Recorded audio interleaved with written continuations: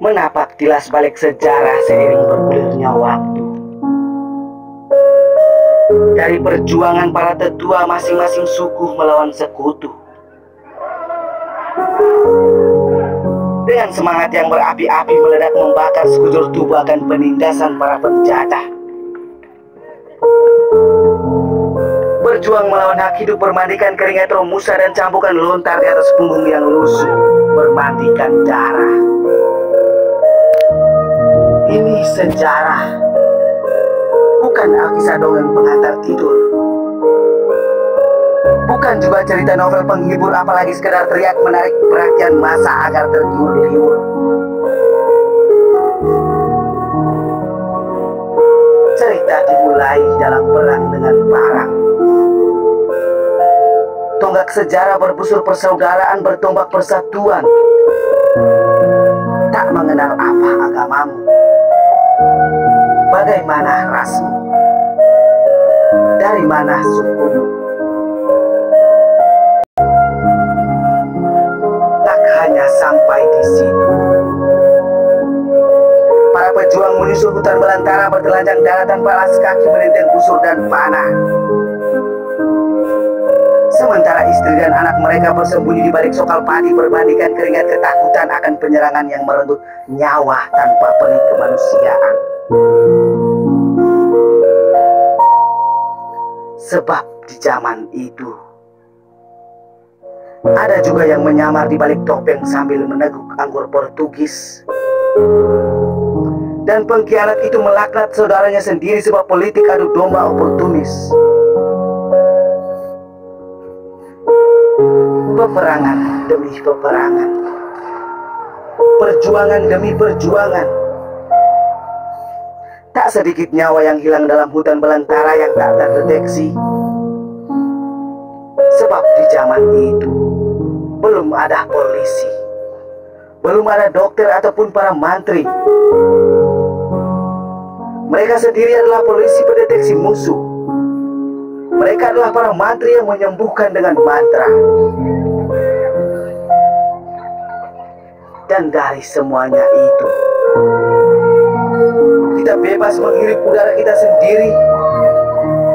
Kita bebas tidur di atas tikar rumah kita sendiri tanpa harus bersembunyi.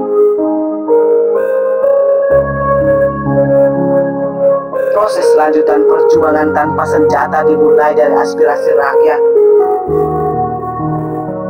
Dari dua tongkat pernyataan statement 7 Maret 54 dan pernyataan memorandum 7 Maret 99.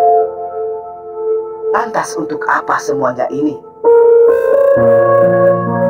Kepada siapa mereka berjuang? Yang jelas untuk kita, yang adalah anak dan cucu mereka. Lalu apakah kita mengenang itu? Apakah kita telah benar-benar melanjutkan perjuangan mereka? Bukan tidak, namun belum. Sebab ada yang tulus namun ada yang berakal bulus.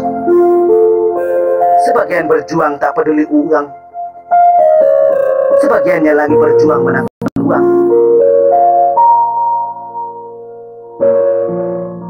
Mereka datang dengan wajah alim namun berniat maling. Bersembunyi di balik jas dan dasi, bersepatu mengkilap dituntun mobil Mercy. Memamerkan teknologi dengan bongah menepuk dada dan berkata demi lembata, nusa dan bangsa. Tanpa menoleh sejarah yang tertoreh di balik darah. Tanpa mengingat sedikit petuah para tetua. Mereka sibuk menghitung rupiah yang tersimpan di balik brankas menyerupai peti mati. Mereka sibuk merebut kursi sampai mencaci saudaranya sendiri. Hingga warisan harta nenek moyang terjual demi tahta. Dari Lomlen ke Lembata, Dari pegunungan hingga tanah rata, masih banyak yang harus ditata.